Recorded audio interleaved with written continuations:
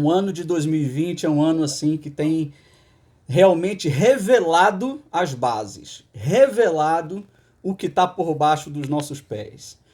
Mas eu queria assim fazer uma reflexão essa noite com vocês. Primeiro assim, deixar para vocês muito claro uma promessa de Jesus. Jesus prometeu, ele garantiu lá em João, no capítulo 16, versículo 3, ele disse assim: neste mundo vocês terão aflições. Essa foi uma garantia de Jesus. Ele disse assim: olha, enquanto vocês estiverem aqui, vocês passarão por aflições, vocês passarão por dificuldade. Essa foi uma garantia, não é? Então a gente tem experimentado nesses tempos como igreja esse vendaval, essa tempestade que o Senhor Jesus garantiu que teríamos, todos nós. Mas qual é a vantagem de ser cristão no meio da tempestade? Qual é a vantagem? O que nos diferencia dos incrédulos, dos ímpios? É que nós temos o mestre dentro desse barco. Então, essa certeza absoluta é que todo cristão tem que ter. Nós estamos todos na mesma tempestade, porém, nós não estamos no mesmo barco. Nós estamos num barco completamente seguro e garantido que não afundará.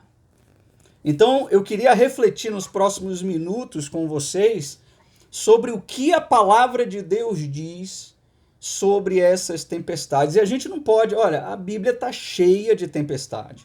Tempestade literal, né? Aquela tempestade, aquele vendaval que batia nos barcos, né? A gente tem vários textos. Eu queria que você abrisse aí a tua Bíblia em Marcos capítulo 4, a partir do versículo 35, é uma passagem clássica, né? Sobre tempestade, inclusive o título aqui da minha Bíblia diz: Jesus acalma a tempestade. Jesus chega de repente ao anoitecer para aqueles discípulos e diz assim: vamos atravessar, vamos para o outro lado.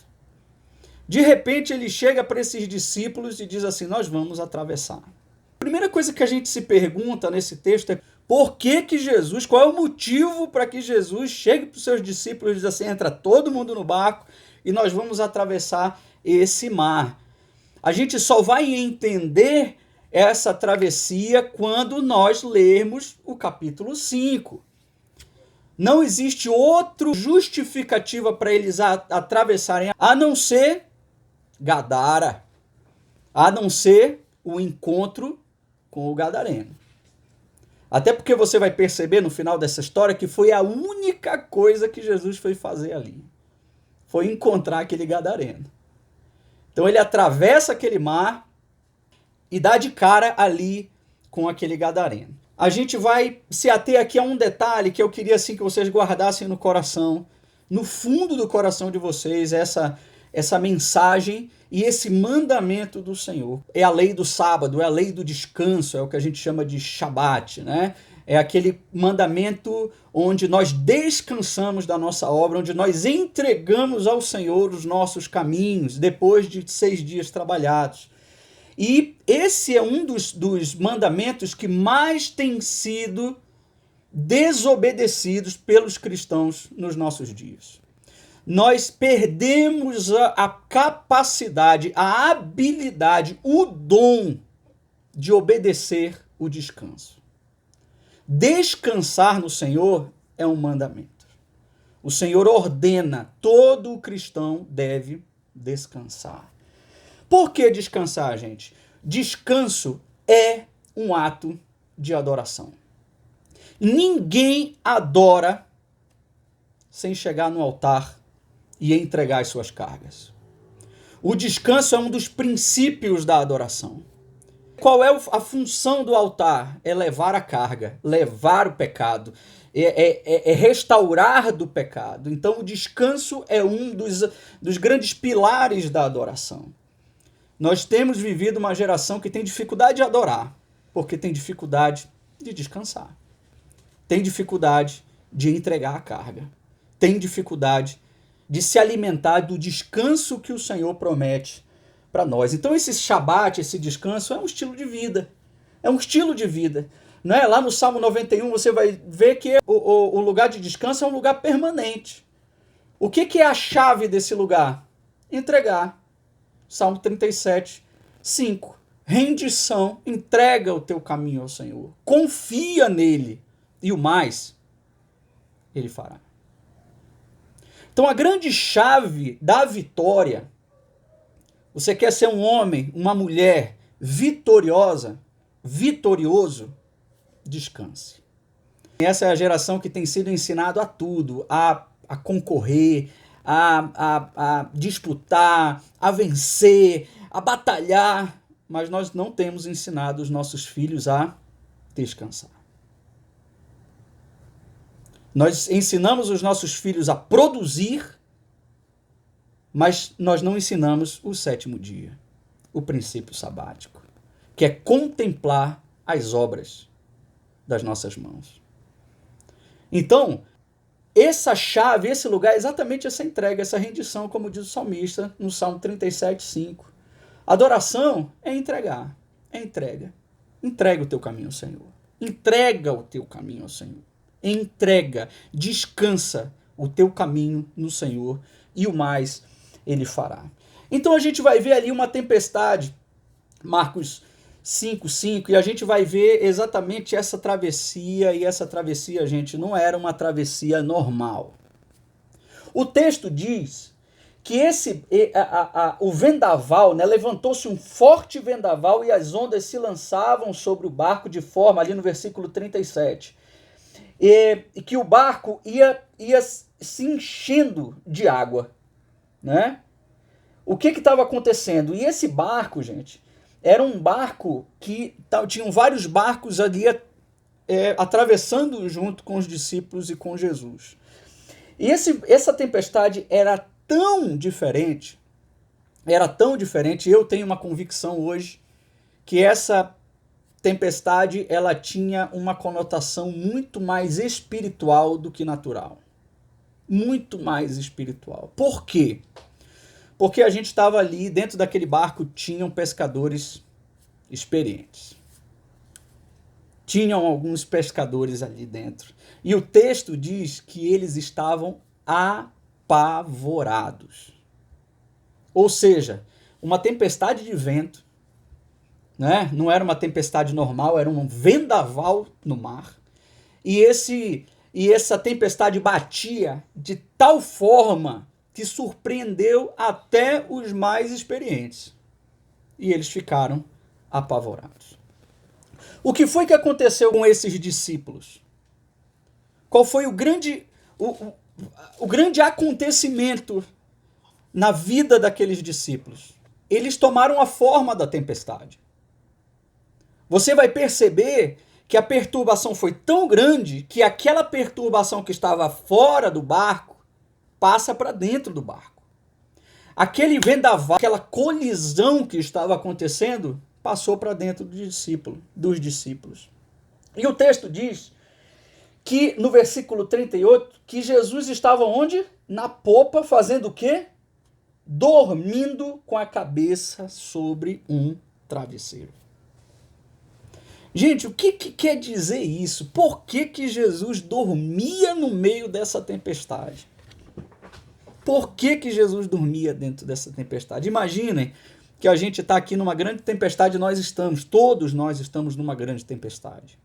Nenhum de vocês, ninguém aqui está completamente alheio, né, ao que está acontecendo. Ninguém.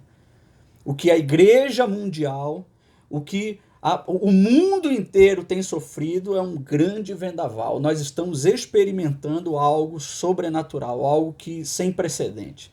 Nós realmente estamos, para quem gosta ali da escatologia, né, sabe que isso é somente o princípio das dores, né? Em Mateus 24, Jesus vai deixar muito claro o que acontece no fim dos tempos, né? E a gente eu acredito que nós estamos já vivendo né, esse período. Mas a grande questão, por que Jesus levanta? Jesus ele se levantou, versículo 38, Jesus estava na popa, dormindo com a cabeça sobre o travesseiro, os discípulos o acordaram e clamaram, mestre, não te importa que morramos? Meus irmãos, o grande problema de nós parecermos com a tempestade, o grande problema de nós tomarmos a forma da tempestade, é que o passo seguinte de nós tomarmos a forma da tempestade, a gente começa a questionar o poder de Deus. É o princípio da apostasia. O princípio da apostasia é andar segundo o conselho dos ímpios, Salmo 1. Quem anda segundo o conselho dos ímpios, ou quem fica o tempo todo somente ouvindo a voz do vento, o segundo passo é se deter no caminho dos pecadores. E logo em seguida, gente, quem se detém nos caminhos dos pecadores não demora muito tempo, já está sentando na roda dos que escarnecem. Mas tudo começa com ouvir o conselho dos ímpios. O princípio da apostasia ali naquele barco foi o quê? Os discípulos ouviram a tempestade.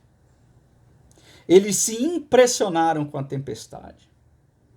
É por isso que Jesus repreende eles. Lá no versículo de Mateus, lá na versão de Mateus, Jesus assim, ele vai dizer que Jesus assim realmente fica muito brabo. E ele repreende não só o vento e a tempestade, mas ele repreende os discípulos, ou gente de pequena fé. Né? Porque assim, é inadmissível você se parecer com a tempestade. É inadmissível a igreja brasileira se preocupar com a tempestade quando Jesus é o nosso Senhor, quando Ele está dentro do nosso barco. É inadmissível. Como é que nós vamos vencer essa batalha? Como é que nós vencemos essa batalha? E por que existe essa batalha? Gente, só existe essa batalha porque existe o Gadareno. Só existe essa batalha porque existiu uma missão. A missão é libertar. Isaías 61. Trazer liberdade aos cativos e a pôr em liberdade os algemados. Anunciar o ano aceitável do Senhor e o dia da vingança do nosso Deus.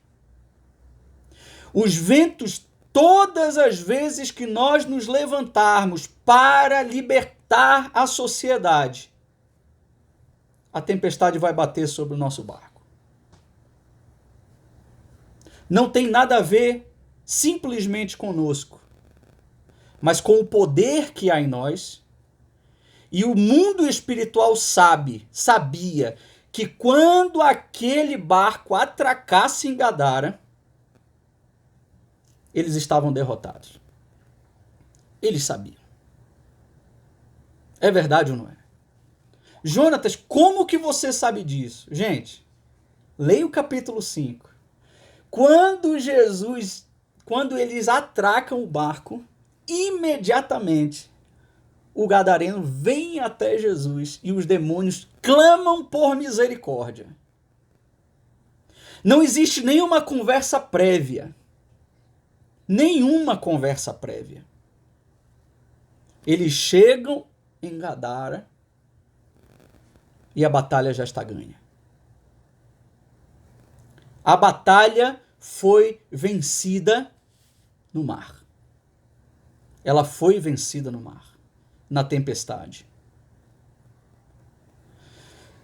A nossa reflexão dessa noite, eu queria assim que a gente fizesse assim uma análise muito sincera nesse tempo de pandemia. Muito sincera mesmo. Eu queria que você olhasse para dentro do barco e você olhasse para fora do barco. A tempestade, o Covid, a nova ordem mundial, né? Os que estão lucrando com isso, né? Todo o sistema desse mundo que Jesus lá no texto que nós lemos, que eu abri essa reflexão em João 16, 33, vai dizer assim, que este mundo vai trazer aflições para vocês, mas olha, tenham ânimo, porque eu já venci esse mundo. Ou seja, quem traz a aflição é o mundo. Porque as portas do inferno, elas não prevalecerão contra a igreja, mas isso não quer dizer que elas não vão bater na igreja. Isso não quer dizer que o diabo não está ao derredor, ele está ao derredor. A tempestade, ele está o tempo todo, diabolos, né?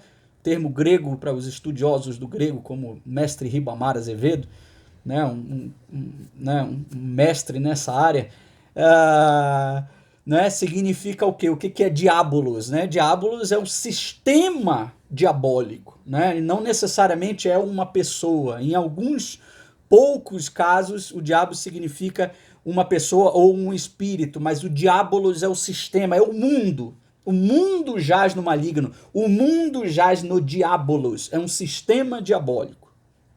É por isso que o nosso Senhor voltará e restaurará a sua criação.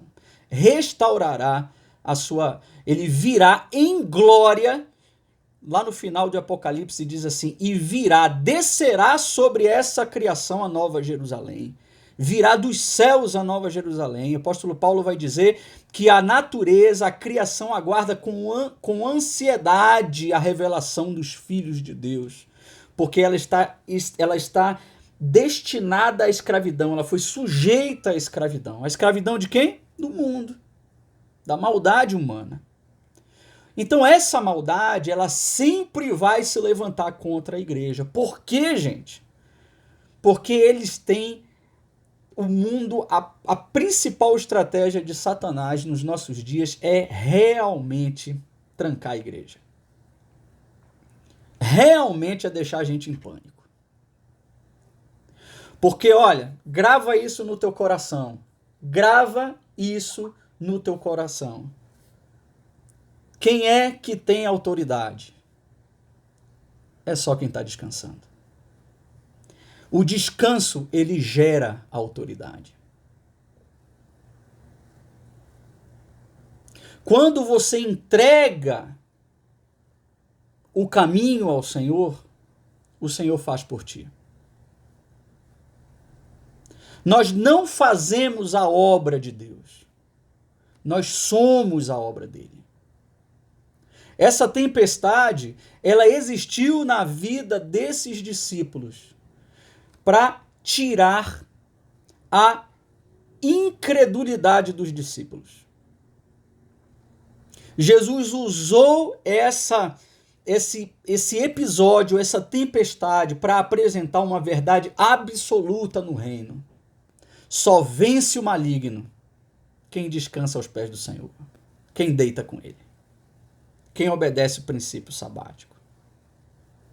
Você está mais interessado, você mais gasta tempo no noticiário para saber como é que está o Covid, ou você está gastando o teu tempo aos pés do Senhor para ouvir a voz do Espírito Santo, e ele dirá nos nossos ouvidos, a nossa igreja, ele dará a palavra de ordem no tempo oportuno. Ele dará a palavra de ordem no tempo oportuno. Ele calará o ímpio, ele mandará a solução, ele salvará a sua igreja. Inclusive, um dos grandes episódios, uma das grandes promessas de Deus para salvar a sua igreja é o arrebatamento. Ele vai nos tirar daqui.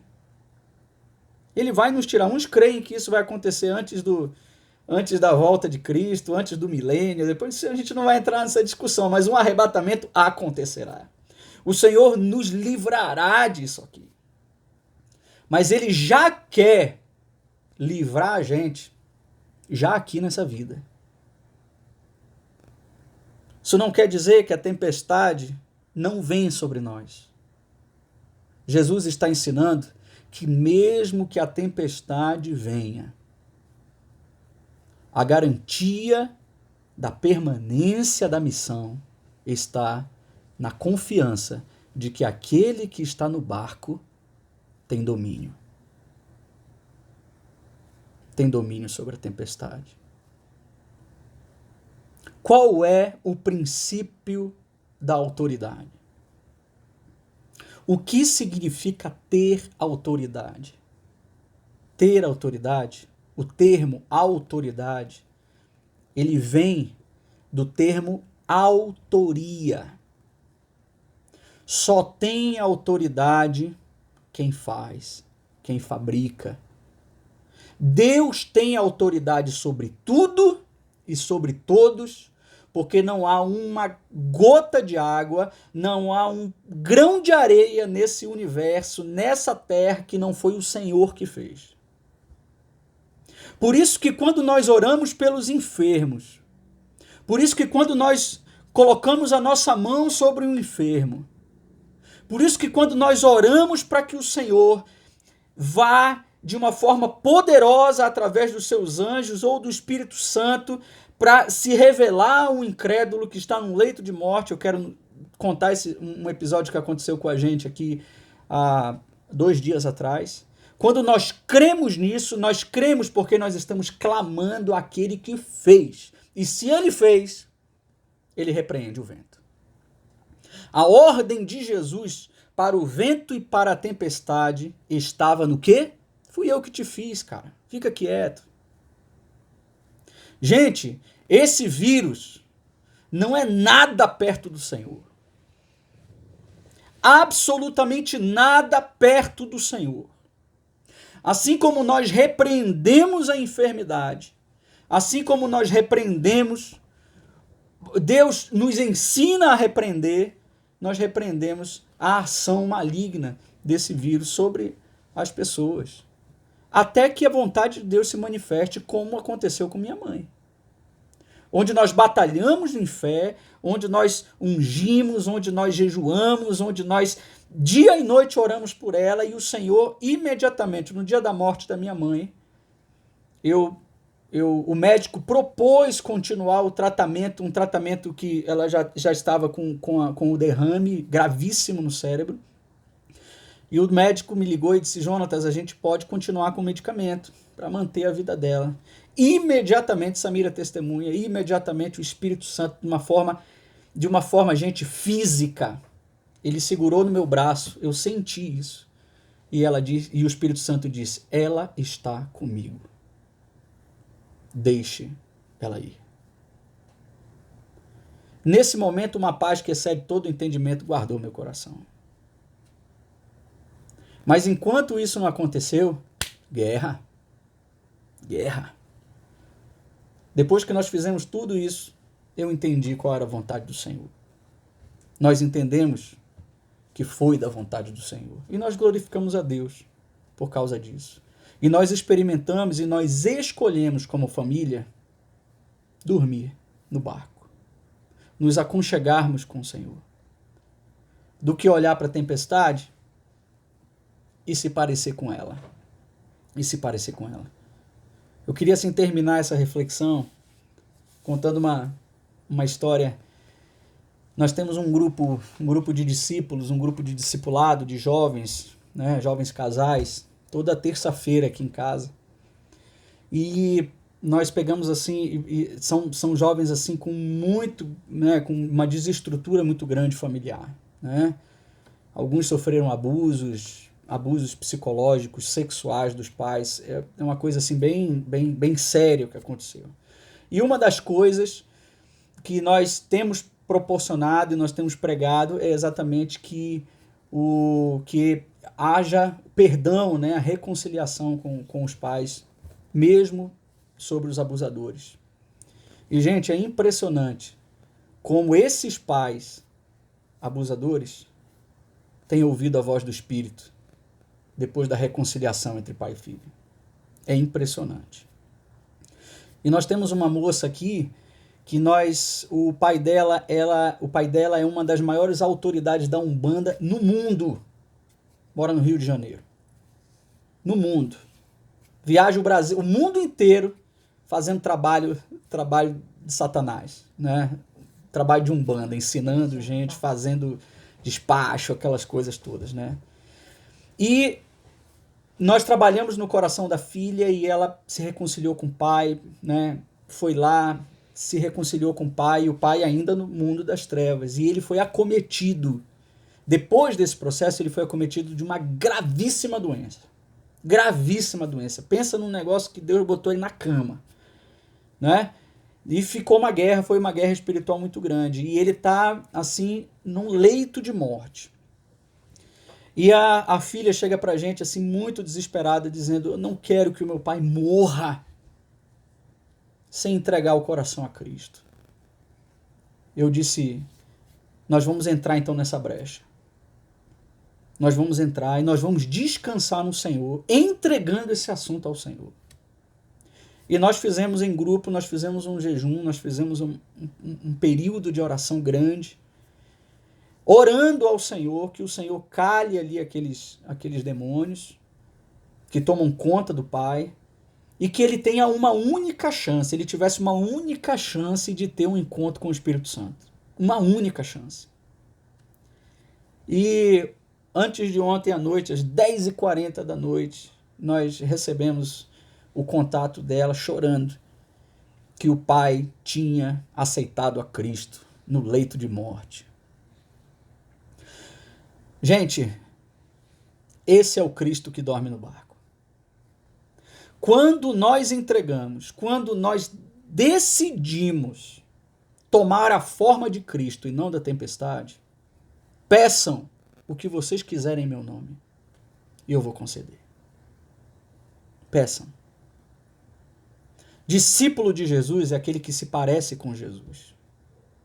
Não é aquele que conhece Jesus. Não é aquele que simpatiza com Jesus. É aquele que parece com Jesus. Então, se Jesus dormiu no barco, descansou, o princípio da autoridade é o descanso. Quando eles atracaram em Gadara, a batalha já estava vencida. A batalha já estava vencida. E Jesus completa a sua obra na vida de libertação, a obra de libertação na vida daquele gadareno. Eu quero deixar a bênção do Senhor sobre cada um de vocês. E a palavra do Espírito Santo para cada um de nós essa noite é: descansem. Na sombra do Onipotente, descansem. O Senhor dará o sustento. O Marden agradeceu o sustento.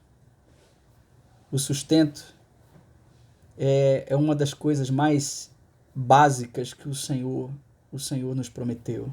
Não andem ansiosos por isso. O Senhor prometeu. Ele dará. Ele é fiel. Ele empenhou a sua palavra. Ele não é homem para mentir. Ele vai acalmar a tempestade, se a gente crer nisso. Em nome de Jesus. Deus abençoe vocês, queridos. Amém. Obrigado, irmão Jonatas. Mais uma vez, fomos agraciados pelas suas palavras que Deus colocou em seu coração. Desde já, muito obrigado. Eu vou passar a palavra para o Haroldo Moés,